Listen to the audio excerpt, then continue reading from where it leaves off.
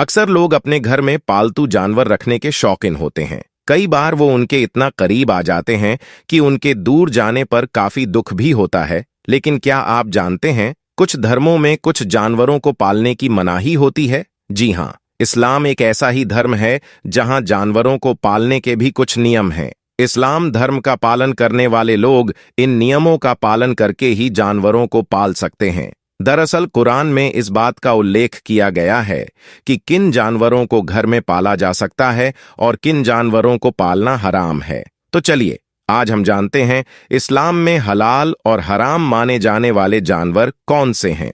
आज की वीडियो हमारी बहुत ही खास होने वाली है, तो चलिए आज की वीडियो को शुरू करते हैं। इसी तरह की इस्लामिक घटनाओं और वाक्य से रूबरू होते रहने के लिए आज ही सब्सक्राइब करें हमारे चैनल इस्लाम हिस्ट्री को और साथ ही बेल आइकॉन को प्रेस करें। बिस्मिल्लाहिर्रहमानिर्रहीम, अस्सलाम वालेकुम। तो प्यारे दोस्तों, कुछ ऐसे जानवर भी हैं कि जिनको घर में रखना बहुत खतरनाक हो सकता है, और इनमें से तो कुछ ऐसे जानवर भी हैं कि जिनके सबब घरों में बेवक्त मौत तक हो जाती है। इसीलिए आपके घर में भी इन जानवरों में से कोई एक जानवर मौजूद होगा तो इसे फौरन घर से अभी निकाल दे, क्योंकि जब तक वह जानवर आपके घर में मौजूद रहेगा आपके घर में बरकत नहीं आ सकती, आप कभी भी दौलतमंद नहीं बन सकते। लिहाजा आज की इस वीडियो में न सिर्फ आपको इन मनहूस जानवरों का बताएंगे बल्कि उनको अपने घरों से निकलने का तरीका भी बताएंगे। तो प्यारे दोस्तों, आप इस वीडियो को पूरा जरूर देखें। आप इस वीडियो को लाइक करें या ना करें, लेकिन आप इस वीडियो को पूरा आखिर तक जरूर देखिएगा। मेरे प्यारे दोस्तों, जैसा कि हम सब जानते हैं कि तमाम मखलूकात को अल्लाह तबारक व ताला ने ही पैदा फरमाया है, लेकिन कुछ मखलूकात को अल्लाह तबारक व ताला ने हमारे लिए हलाल कर दिया, जबकि कुछ को हराम। इस तरह से कुछ ऐसे जानवर हैं जो घरों में बरकत और रहमत लेकर आते हैं, जबकि कुछ जानवर घरों में बेबरकती लाते हैं। नंबर 1, मक्खी। प्यारे दोस्तों, उलमाई और बुजुर्गाने दीन मक्खी का शुमार नाजिश तरीन मखलूकात के साथ में करते हैं। इस्लामी तालीमत के मुताबिक मक्खी ना सिर्फ बेबरकती लाती है बल्कि रिस्क की तंगी भी लाने की वजह बनती है। यहूदी और ईसाई तो मक्खी को शैतान का दोस्त मानते हैं, और इसकी वजह तो वह यही बताते हैं कि ज्यादातर जितनी भी मखलूकात है उनकी 2 आंखें होती हैं, जैसा कि इंसान की भी 2 आंखें हैं। और बहुत से चौपाए मसलन कुत्ता, बिल्ली, बकरी, गाय, भैंस वगैरह, इन सब जानवरों को 2 ही आंखें होती हैं। लेकिन यह जानकर आप भी हैरान रह जाएंगे कि एक मक्खी की 3000 आंखें होती हैं, यानी इसके मुंह के दोनों तरफ 1500 आंखें मौजूद होती हैं। ईसाइयों और यहूदियों का मानना है कि इनमें से सिर्फ 2 आंखें मक्खियों की अपनी होती है, जबकि बाकी की आंखें शैतान की होती है, और इन आंखों के जरिए से वह इंसानों पर नजर रखते हैं। और तारीख का मुतालबा हमें यही बताता है कि मच्छरों के बाद इंसानों के अंदर सबसे ज्यादा बीमारियां फैलाने वाली और इंसानों की मौत का सबब बनने वाली मखलूकात का नाम मक्खी ही है। बुजुर्गों का कहना है कि मक्खी, जिसे आम तौर पर अगर घर से भगाना हो तो न्याज़बो का पौधा आप लगा सकते हैं, यानी आपने न्याज़बो के पत्ते ले लेने हैं और इनको मसल लेना है और घर के हर कोने में कुछ पत्ते मसलने के बाद फेंक देने हैं। कुछ ही देर में आप देखेंगे कि आपके घर में मौजूद तमाम मक्खियां घर से बाहर निकल गई होगी। तो प्यारे दोस्तों, अगर आपको यह सवाल आ रहा होगा कि यह न्याज़बो का पौधा क्या होता है, आमतौर पर इसे तुलसी कहा जाता है, जो हमारे इंडिया में इस्तेमाल होती है। हिंदुओं का एक रिवाज होता है जो अपने घरों के सामने तुलसी लगाया करते हैं। तो यह तुलसी को होली बेसिल भी कहा जाता है, तो इसे मीठी तुलसी के नाम से भी जाना जाता है। तो न्याज़बो पौधा, तुलसी, मीठी तुलसी उसे ही कहते हैं। तो आप उसे मसलकर अपने घर में चारों कोनों में फैला दें। देखिए, आपके घर से तमाम मक्खियां गायब हो जाएंगी, क्योंकि आपको पता है मक्खी कितनी गंदी जगह पर बैठती है। जहां आपको घाव होगा वह उसे घाव पर बैठती है और बहुत सी गंदगी में वह रहती है। तो अगर वह घर में आती है तो आपके खाने में, फल फ्रूट पर, हर खाने की चीज पर वह बैठती है, तो अपने असरात जरूर छोड़ती है। तो इससे आपको बीमारियां होने के चांसेस बहुत ज्यादा बढ़ जाते हैं। नंबर 2, छिपकली। छिपकली घर में मुसीबत और परेशानी लाने वाला जानवर है। उल्मा इकराम और बुजुर्ग गाने दीन का यह मानना है कि जिस घर में छिपकली पाई जाती है उस घर में अचानक से मुसीबतें और परेशानियां नाजिल होती रहती हैं। नबी पाक सल्लल्लाहु ताला अलैहि वसल्लम ने छिपकली को कत्ल करने का हुक्म दे रखा है, क्योंकि छिपकली एक नफरमान जानवर है जब नमरूद की जानिब से हजरत इब्राहीम अलैहिस्सलाम को आग में फेंका जा रहा था तो शहद की मक्खी ने उस पर बहुत ही ज्यादा अफसोस का इजहार किया था, जबकि छिपकली इस पर खुश हुई थी और नमरूद को हक पर करार दिया था। और यही वजह है कि नमरूद का साथ देने की वजह से नबी पाक सल्लल्लाहु ताला अलैहि वसल्लम ने छिपकली को कत्ल करने का हुक्म दिया है। दोस्तों, अगर आपके घर में भी बहुत ज्यादा छिपकली पाई जाती है तो घर से छिपकलियों को निकालने का एक आसान तरीका भी मौजूद है कि आपने अंडों के छिलके ले लेने हैं और घर के जितने भी कोने हैं, जिन कोनों में छिपकलियां आम पाई जाती हैं, उन कोनों में अंडों के छिलके रख देने हैं। कुछ ही दिनों में आप देखेंगे कि आपके घर में जितनी भी छिपकलियां भी थीं, वह भी घर से बाहर निकल जाएगी। आप जानते हैं, आपने सुना भी होगा कि छिपकली कितनी जहरीली होती है। आमतौर पर सांप के काटने पर आप 1 से 2 घंटा जिंदा रह सकते हैं, आपका इलाज हो सकता है। लेकिन अगर छिपकली आपकी चाय में या आपके पानी में गिर जाए या किसी तरह से आपने उसको खा लिया तो आपको महज 30 सेकंड या 60 सेकंड का वक्त मिलेगा और इसमें बहुत ज्यादा चांसेस होते हैं इंसान की मौत होने की। तो प्यारे दोस्तों, आप अपना ख्याल रखते हुए अपने घरों से छिपकलियों को हमेशा भगाइए। और छिपकली को मारना इस्लाम में जायज है, क्योंकि यह इंसानों की दुश्मन है, यह इंसान को नुकसान पहुंचाती है और यह हमेशा इस फिराक में होती है कि इंसान को कैसे नुकसान पहुंचाया जा सके। नंबर 3, चूहा। प्यारे दोस्तों, चूहे की शुरू से ही इंसानों के साथ दुश्मनी रही है। इंसानों को भरी जानी और माली नुकसान पहुंचाते चले आ रहे हैं। चूहा फसलों में भी घुस जाते हैं और फसलों को नुकसान पहुंचाते हैं, जिसके सबब पैदावार बहुत ज्यादा कम हो जाती है। इस तरह से अनाज के गोदाम में घुसकर अनाज खा जाते हैं। यहां तक कि इनकी वजह से कई इलाकों में तहत साली भी पड़ जाती है। इसकी वजह से हजारों और लाखों इंसान मरते आए हैं। बुजुर्गों का कहना है कि घर में अगर एक चूहा मौजूद हो तो कोई मसला नहीं, लेकिन अगर 2 या 2 से ज्यादा चूहे हों तो उनका घर में मौजूद रहना घर में रिस्क की कमी लाता है। घर में मौजूद चूहों से निजात कैसे हासिल करनी है, तो इसका भी हल हम आपको बताएंगे। हमें इस्लामी तारीख से यह मिलता है कि हजरत नूह अलैहिस्सलाम का वाक्य तो यकीनन आपने जरूर सुना होगा कि जब हजरत नूह अलैहिस्सलाम की कौम सख्त नाफरमान हो गई तो आप अलैहिस्सलाम ने अल्लाह तबारक वतला के हुक्म से एक कश्ती बनाई। उसमें अपने तमाम मखलूकात का एक एक जोड़ा सवार कर लिया। इसके बाद अल्लाह तबारक व ताला ने हजरत नूह अलैहिस्सलाम की कौम को पानी में बहा दिया।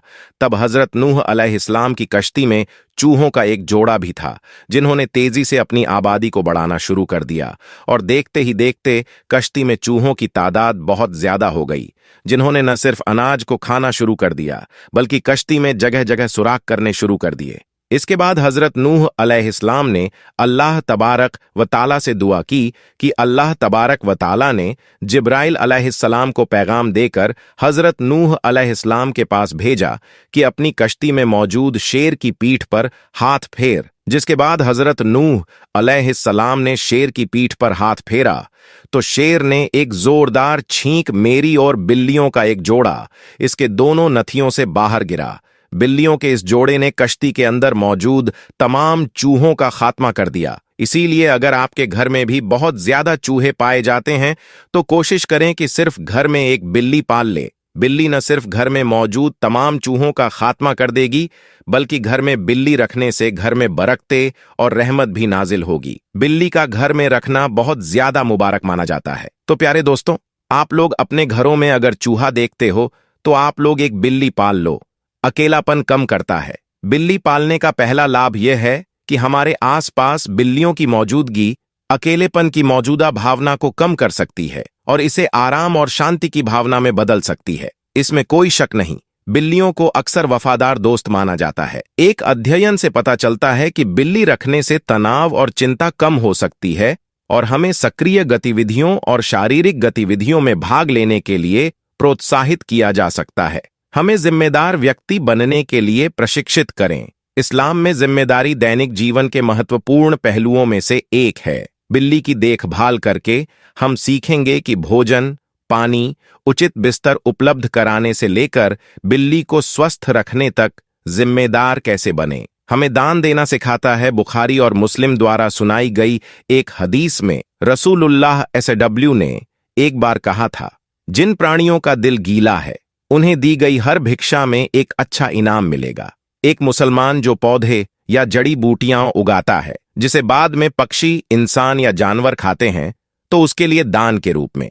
यह हदीस हमें यह समझ देती है कि जानवरों को खाना या पेय देना दान का हिस्सा है, और इसलिए जो कोई भी ऐसा करेगा उसे अल्लाह ही से इनाम मिलेगा। हमें दूसरों के प्रति सहानुभूति और देखभाल करना सिखाता है।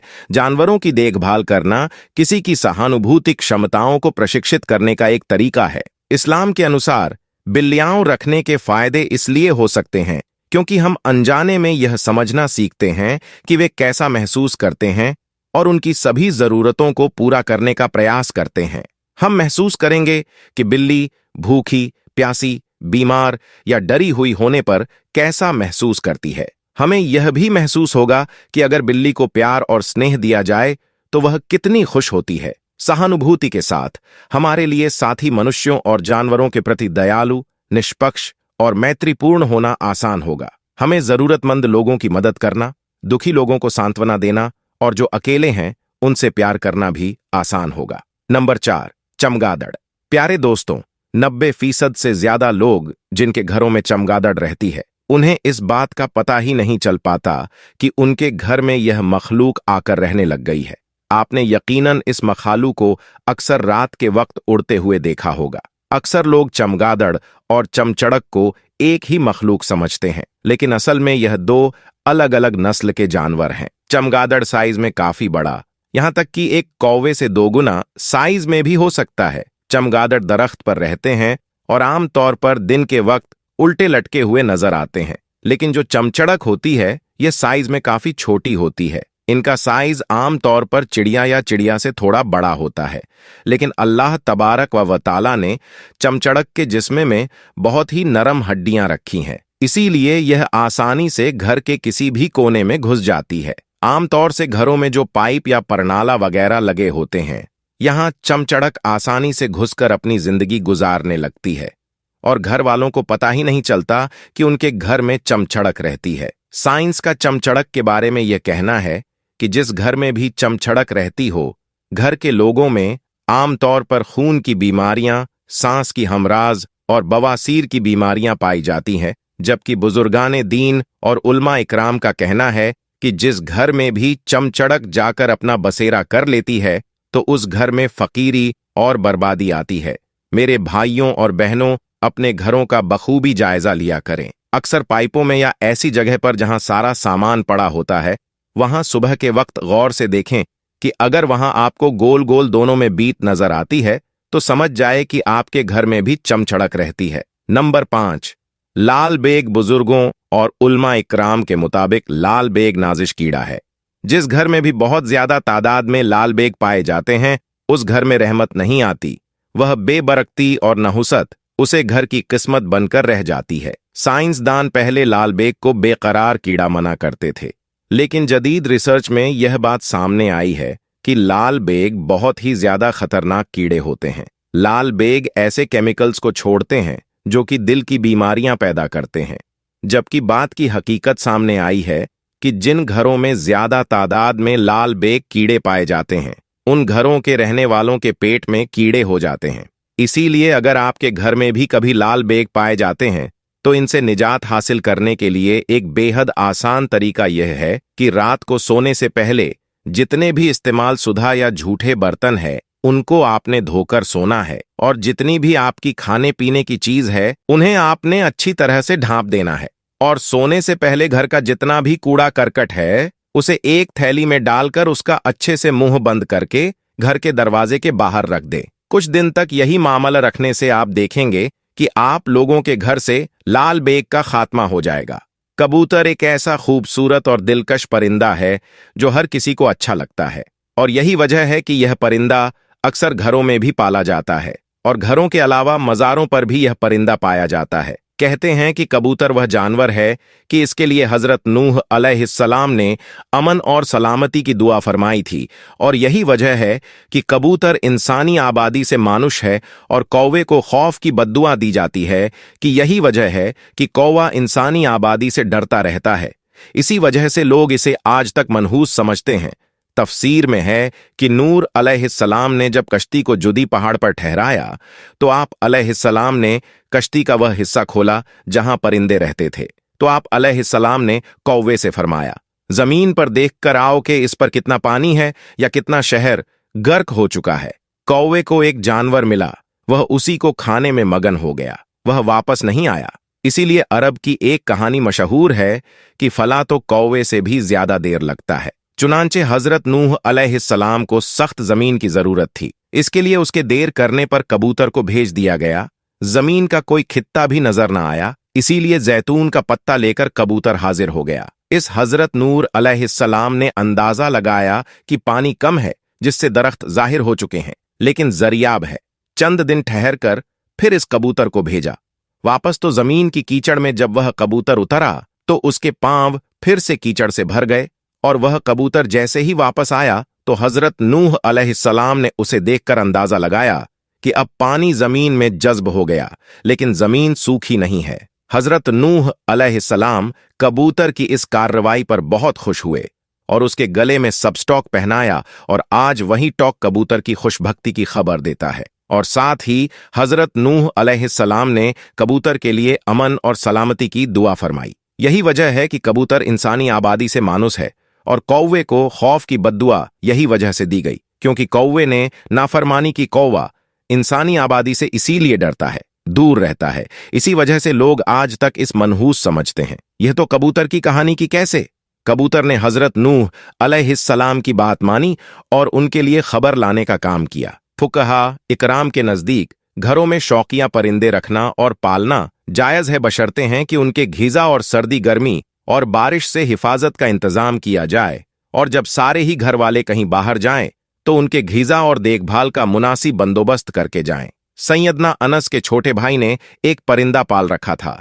जब नबी ए पाक सल्लल्लाहु ताला अलैहि वसल्लम उनके यहां तशरीफ लाते तो उसे कहते, ए अब्बू, उमैर परिंदे ने क्या किया। यह हदीस इस बात की दलील है कि आप सल्लल्लाहु ताला अलैहि वसल्लम परिंदे रखने से मना नहीं फरमाते हैं। अगर घर में परिंदा पालन मना होता तो आप सल्लल्लाहु ताला अलैहि वसल्लम जरूर अनस रजी अल्लाह ताला अन्हु के भाई को इस बात से मना फरमाते। इसी रिवायत की बुनियाद पर यह कहा है कि घर में परिंदों का पालन जायज है, लेकिन जैसा कि पहले भी जिक्र हुआ है कि पालने के लिए जरूरी है इन परिंदों के हर जरूरत को पूरा किया जाए, ताकि परिंदों को किसी किस्म की कोई तकलीफ ना पहुंचे। कबूतर भी एक परिंदा ही है, इसीलिए कबूतर का घर में पलना दुरुस्त है। याद रहे कि परिंदों को सताने के बारे में मुमानियत है, जैसा कि अब्बू दाऊद में हजरत अब्दुल्ला बिन मसूद रजी अल्लाह तला अन्हु की रिवायत एक हदीस में कबूतर का जिक्र है, जिसमें कबूतर अल्लाह के रसूल सल्लल्लाहु ताला अलैहि वसल्लम के सर मुबारक पर घूम रहा था और अपनी जुबान में शिकायत कर रहा था कि किसी ने उसके घोंसले से अंडे उठा लिए हैं। हुजूर सल्लल्लाहु ताला अलैहि वसल्लम ने साहबा में ऐलान किया, और एक सहाबी ने अंडे उठाना कबूल किया तो उनको हुक्म दिया गया कि वह घोंसले में अंडे वापस रख दे।